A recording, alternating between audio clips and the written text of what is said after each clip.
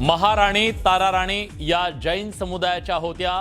आचार्य नयन पद्मसागरांचं वादग्रस्त विधान, आचार्यांच्या विधानाने मोठा वाद निर्माण होण्याची शक्यता।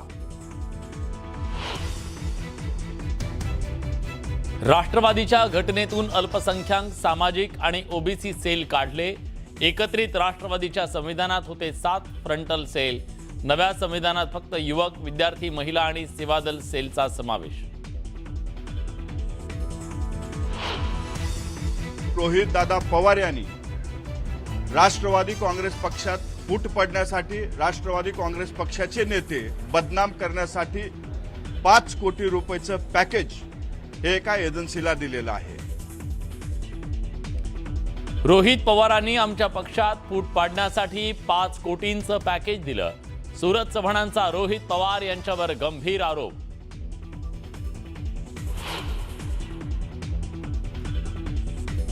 सातारा जिल्हा परिषदेतल्या सीसीटीव्ही यंत्रणा 16 मार्च पासून बंद। नूतनीकरणाच्या कामानं केबल तुटल्याचा झेडपीकडून खुलासा, तर सीसीटीव्ही बंद असणं गंभीर बाब, चौकशी झाली पाहिजे, शंभूराज देसाईंची मागणी।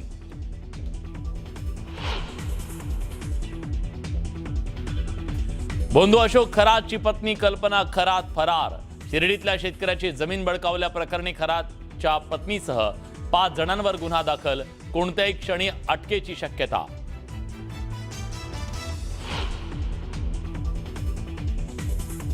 बोंधू अशोक खरातकडे फोटोवर फुल्या मारण्याची पद्धत।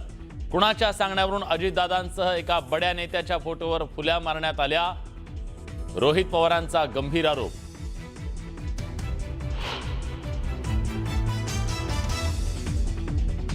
मुंबई महानगरपालिकेच्या आयुक्तपदी अश्विनी भिडेंची नियुक्ती। भिडे मुंबई महापालिकेच्या पहिल्या महिला आयुक्त।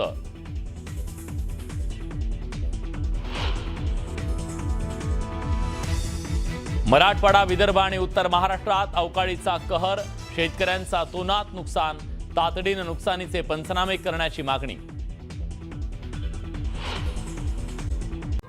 दरम्यान ही अपडेट आपल्याकडे आहे नाशिक मधली। अधिकारी या ठिकाणी पोहोचलेले आहेत, ते बाहेर येताना दिसून येत आहेत। तर खरातच्या बंगल्यामध्ये शिरण्याचा प्रयत्न केलेला होता, अधिकाऱ्यांनी चौकशी करायची होती असंही सांगितलं होतं, पण तिकडे प्रवेश दिला जात नाही अशी काहीशी स्थिती आपल्याला पाहायला मिळाली, कारण गेट ओपन होत नव्हतं आणि त्याच्यामुळे दुसरा जो बाजूचा बंगला आहे तिथून शिरण्याचा प्रयत्न या अधिकाऱ्यांनी केल्याचंही पाहायला मिळालं होतं। आणि अशामध्ये खरातच्या पत्नीला अटक केली जाण्याची शक्यताही वर्तवली जात होती। मात्र जो गेट उघडला गेला नाही, बराच वेळ तो अंधार होण्यासाठी उघडला गेला नाही का, अंधार होण्याची वाट बघितली जात होती का, असा सवाल या ठिकाणी उपस्थित होतोय। दरम्यान ही एक्सक्लुसिव्ह दृश्य आपण बघू शकतोय न्यूज 18 मराठीची। नाशिक मधली या ठिकाणी अधिकारी बाहेर येताना दिसत आहेत, त्यांची काही प्रतिक्रिया येण्याची शक्यता आहे। आणि पुन्हा एकदा जाऊयात आपले प्रतिनिधी लक्ष्मण घाटोळे यांच्याकडे। लक्ष्मण, अधिकारी आता बाहेर येत आहेत, नेमकं काय घडलं होतं थोड्याच वेळापूर्वी या ठिकाणी, आता पुढे काय होऊ शकतं? आपण बघतोय अशोक खरात याच्या मुलाला एसआयटीने आता ताब्यात घेतलेलं आहे आणि त्याला घेऊन हे एसआयटीचे अधिकारी जे आहे ते आता पुढे रवाना होता। ही थेट दृश्य बघतोय, अशोक खरात याचा मुलगा जो आहे त्याला आता एसआयटीच्या अधिकाऱ्यांनी ताब्यात घेतलेलं आहे। आपण बघतोय ही थेट दृश्य नाशिकमधून। हा अशोक खरात याचा मुलगा आहे ज्याला पोलिसांनी ताब्यात घेतलेला आहे आणि हे एसआयटीचा अधिकारी या ठिकाणी आलेला आहे। मॅडम, त्या कल्पना खरात भेटला नाही का मॅडम घरात? मॅडम घरामध्ये कल्पना खरात नव्हत्या का? आपण बघतोय एसआयटीच्या अधिकाऱ्यांशी आपण बोलण्याचा प्रयत्न करतोय, मात्र त्या माध्यमांशी बोलत नाहीये। मात्र अशोक खरात याच्या मुलाला पोलिसांनी आता या ठिकाणी ताब्यात घेतलेलं आहे। त्याची ही थेट दृश्य बघतोय नाशिकमधून। नाशिकचं कर्मयोगी नगरचं त्याचं जे घर आहे त्याच्या राहत्या घरामध्ये हे अधिकारी पोहोचले। अतिशय सिने स्टाईल पद्धतीनं या अधिकाऱ्यांनी आतमध्ये घरात प्रवेश केला। खरं तर आतमध्ये या अधिकाऱ्यांना प्रवेश दिला गेला नाही, मात्र यातले काही अधिकारी भिंतीवरून उड्या मारून आत घरात गेले आणि त्यानंतर या अशोक खरात याच्या मुलाला पोलिसांनी आता ताब्यात घेतलेलं आहे। त्याची ही थेट दृश्य बघतोय आपण बघतोय। मॅडम, त्याची पत्नी नव्हती का घरात? आपण बघतोय अशोक खरात याच्या मुलाला अशा पद्धतीने ताब्यात घेण्यात आलेलं आहे। नाशिकच्या कर्मयोगी नगर परिसरातलं त्याचं घर आहे, तिथून त्याला चौकशीसाठी ताब्यात घेतलं असं सांगतंय। सर, मध्ये कोणी कल्पना खरात नव्हत्या का मध्ये?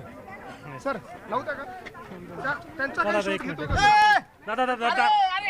दादा दार लावून दादा त्यांचा काही शोध घेतो नाही मॅम आपण बघतोय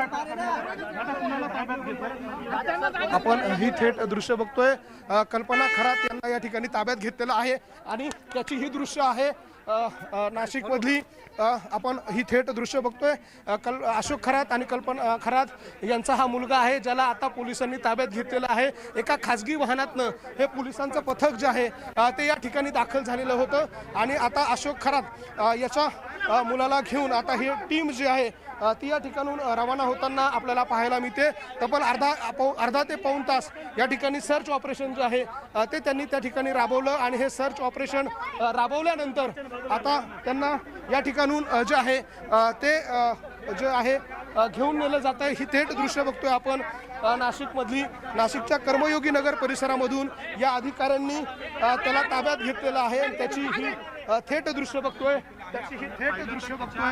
या मुलाला ताब्यात घेण्यात आलेलं आहे आणि हे SITचे अधिकारी जे आहे ते या ठिकाणी त्या मुलाला ताब्यात घेऊन या ठिकाणून निघालेले आहे ज्या मालमत्ता अशोक खरातकडे आहे त्या मालमत्तांमध्ये अनेक कुटुंबियांचे नाव आहे मग त्याच्यामध्ये अशोक खरातची पत्नी हिचं नाव आहे त्याचबरोबर त्यांचेही नाव आहे हे अधिकारी जे आहेत ते त्यांना घेऊन चाललेले आहे आपण ही थेट दृश्य बघतोय आणि त्याच्या मुलाला या ठिकाणी ताब्यात घेण्यात आलेलं आहे हे अधिकारी जे होते गाडी चालवत आहे यांनी भिंतीच्या वरून उडी मारून आतमध्ये दरवाजा खोलला बराच वेळ त्यांनी दरवाजा वाजवला मात्र तो दरवाजा वाजवल्यानंतर तो खोलला नाही बघतो आपण एका खाजगी वाहनातून आलेले हे सगळे अधिकारी जे आहेत ते त्या अशोक खरातच्या मुलाला घेऊन ताब्यामध्ये घेऊन ते रवाना झालेले आहे आता ते त्याला कुठे नेणार SITच्या कार्यालयात नेणार का हे आपण बघणार आहोत आपण जाऊयात ही गाडी नेमकी कुठे जाते ते आपण बघणार आहोत अशोक खरात याच्या मुलाला ताब्यात घेतलेली ही गाडी आपण थेट बघतोय नाशिकच्या कर्मयोगी नगर परिसरातील पासून अशोक खरातच्या मुलाला ताब्यात घेण्यात आलेलं आहे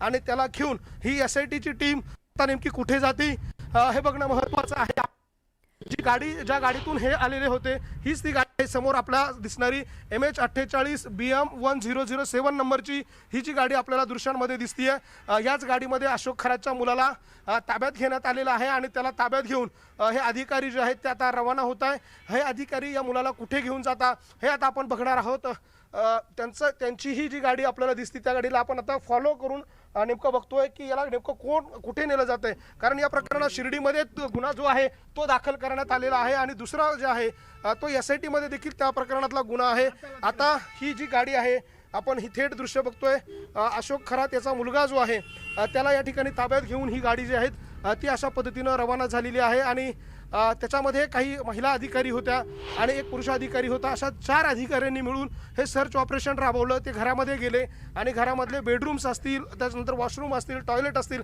अशा सगळ्या ठिकाणी त्यांनी कल्पना खरातचा शोध घेतला मात्र कल्पना खरात त्यांना मिळून आली नाही मात्र अशोक खरातचा मुलगा जो आहे तो त्या घरामध्ये होता आणि त्याला घरामध्ये असलेल्या अशोक खरातच्या मुलाला पोलिसांनी जे आहे ते ताब्यात घेतलेलं आहे ताब्यात घेण्यात आलेलं आहे ते आपण ही थेट दृश्य बघतोय नाशिकमधून अशोक खरातच्या मुलाला ताब्यात घेऊन हे पथक जे आहे ते आता या ठिकाणून रवाना झालेलं आहे नाशिकच्या महाराष्ट्र पोलीस अकादमीमध्ये SITची टीम कारवाई करते आता त्यांचं जे कार्यालय आहे ते महाराष्ट्र पोलीस अकादमीमध्ये आहे आणि त्या महाराष्ट्र पोलीस अकादमीमध्ये असलेल्या कार्यालयामध्ये अशोक खरातच्या मुलाला नेलं जातं का ज्या ठिकाणी अशोक खरातची चौकशी केली जाते अशोक खरातची दिवसभर ज्या ठिकाणी चौकशी केली जाते ते त्या ठिकाणी त्याला नेतात का की त्याच्यावर देखील अटकेची कारवाई करतात की केवळ चौकशीसाठी त्याला ताब्यात घेतलंय याची स्पष्टता जी आहे ती अधिकाऱ्यांनी दिलेली नाहीये त्यामुळे अशोक खरातचा जो मुलगा आहे त्याला नेमका अटक करण्यात आलेलं आहे का केवळ चौकशीसाठी ताब्यात घेण्यात आलेलं आहे हे मात्र अधिकाऱ्यांनी सांगितलं नाही मात्र आता हे अधिकारी जर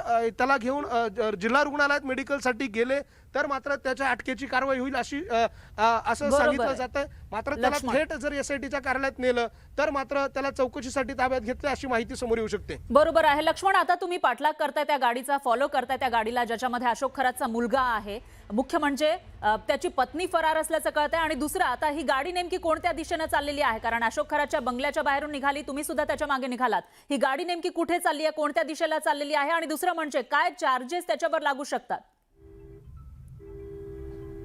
फरार ह्या सगळ्या प्रकरणात आपण बघतोय की संपूर्ण खरात कुटुंब जे आहे ते या सगळ्या प्रकरणामुळे अडचणीत आलेलं आहे महिलांचं लैंगिक शोषणाचं जे प्रकरण आहे त्या प्रकरणामध्ये अशोक खरात याला ताब्यात घेण्यात आलेलं आहे मात्र काही प्रकरणं म्हणजे याच्यामध्ये जर आपण बघितलं तर काही प्रकरणांमध्ये त्याची मोठ्या प्रमाणात कुटुंबाची भागीदारी आहे. म्हणजे जी मालमत्ता त्याने जप्त केली, त्या मालमत्ता जी जप्त केली, त्या जप्त केलेल्या मालमत्तेमध्ये हे सगळे पार्टनर आहे. मग काही ठिकाणी त्याचा मुलगा पार्टनर आहे, काही ठिकाणी त्याची मुलगी पार्टनर आहे, तर काही ठिकाणी त्याची पत्नी देखील पार्टनर आहे.